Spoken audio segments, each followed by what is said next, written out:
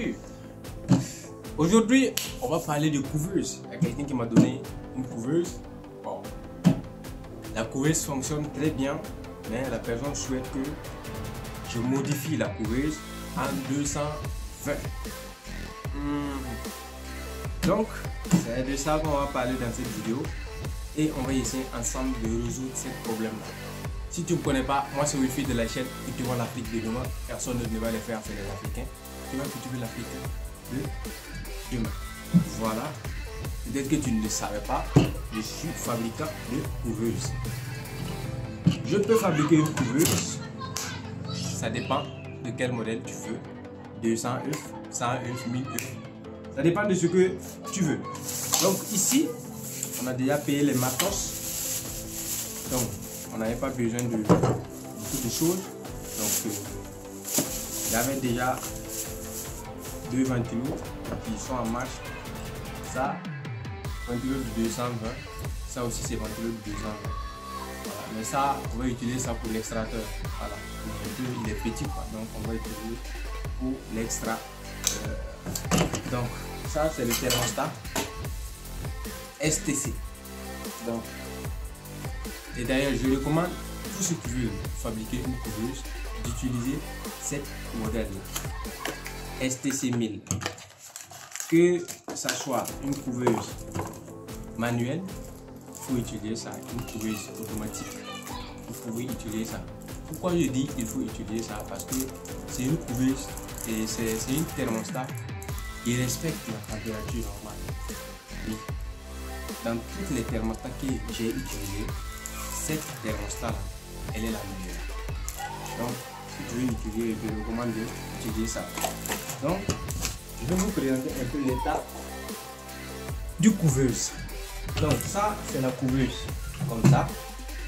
Je vais tourner ça, vous allez voir à l'intérieur. Bon, ça va être un peu compliqué. Voilà, c'est l'intérieur comme ça. C'est l'intérieur du couveuse. Et ça, c'est là où on place les œufs. Donc, il a une capacité de plus de 100 œufs, ce qui est bon, mais c'est une couveuse manuelle. Moi, personnellement, je n'aime pas la couveuse manuelle. Donc, cette couveuse était faite en 220 et 12 volts. Voici le branchement de 12 volts. Et voici le branchement de 220 volts. Et c'était un STC 1000 qu'on avait utilisé pour le 12 volts et un autre thermostat simple que je déconseille à toute personne qui veut faire une couveuse. Il ne faut jamais utiliser cette thermostat là. Si vous voulez utiliser cette thermostat, c'est XH W301 et 3001. Si tu veux utiliser cette thermostat là, c'est pour les poussins, c'est pour chauffer les poussins. Il ne faut jamais utiliser ça pour une couveuse. Ça ne sert absolument à rien. Tu es en train de gaspiller ton argent. Donc, tout ce qui est à l'intérieur ici, on va vider. On va vider, nettoyer bien la couveuse et remonter les bons matos maintenant. Voilà. Sinon, la couveuse marche 220 et 12 volts. Voilà, ça c'est le 220, ça c'est le 12 volts. Donc, on va enlever tout ce qui est dedans et puis faire le bon travail. Restez jusqu'à la fin de cette vidéo pour ne rien rater. Donc d'abord, on va tout démonter de ce qui est à l'intérieur. On va tout démonter.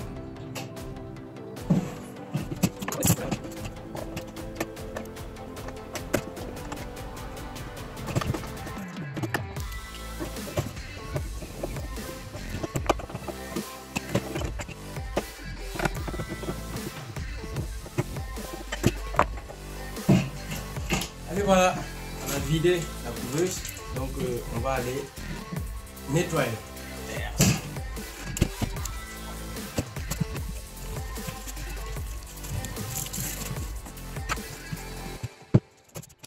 Donc là, on va passer à l'action pour les installations du couveuse avec les ventilos, tout ce qui va avec.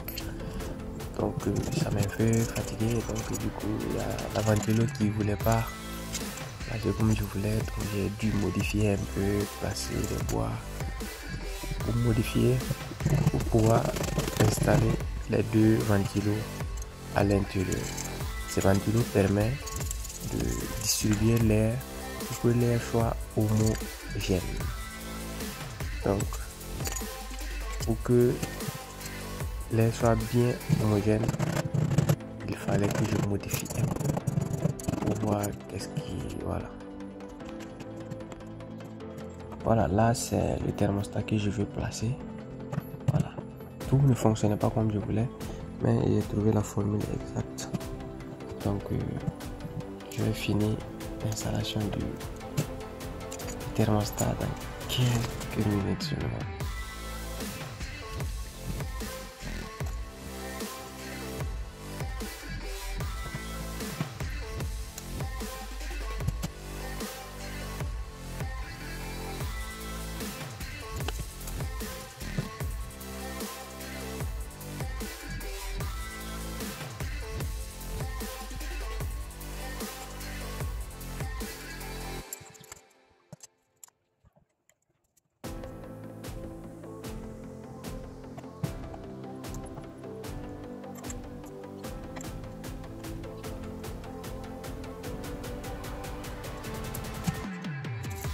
Et là, je veux passer à l'installation du thermostat et puis voilà, l'extracteur.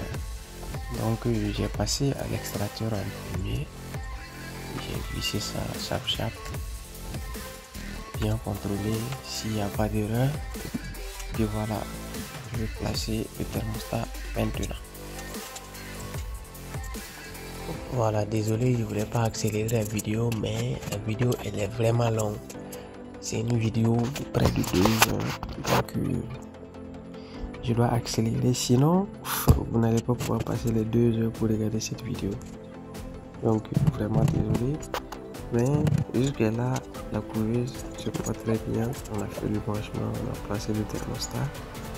On passe à la programmation du couveuse. Donc on vient de brancher la couveuse. On va voir si ça va démarrer. La couveuse a un petit retard. Donc voilà, quand ce retard va passer, la couveuse va commencer à tourner. Et là, le retard vient de passer, donc je suis passé à la programmation du couveuse. Jusque là, tout va bien. Voilà. On va finir la programmation et la programmation. Ceux qui parlent bien français là, moi je parle pas bien français, donc n'hésitez pas à me corriger. Donc tout va bien, on a programmé la couveuse et on va la laisser tourner quelques heures pour voir. Donc voilà, la température c'est 37,7. Voilà, il ne faut pas dépasser 37,7. Si vous dépassez 37,7, c'est problème. Voilà, le retard c'est 3. Et là on va tester voir si la couveuse fonctionne en merveille. Donc j'ai pris la sonde, j'ai approché du résistance chauffante pour voir si tout fonctionne bien, si ça va couper et l'extracteur va commencer à démarrer. Et effectivement, quand la température commence à monter, quand ça arrive à 37, plus de 37, l'extracteur commence à démarrer et ça va aspirer l'air chaud pour diminuer la température qui a été demandée à l'intérieur du couveuse. Donc voici l'extracteur qui est en train de tourner à merveille. Donc voilà, tout va bien, la salle, voilà, tu vois, l'extracteur, ça tourne bien, l'air sort normalement. Voilà, tout va bien jusque là, donc on va fermer la couveuse et laisser la couveuse tourner, voilà, pendant un moment, voilà. Si on a besoin de mettre des jeux maintenant, on peut mettre les jeux. Donc c'est bon.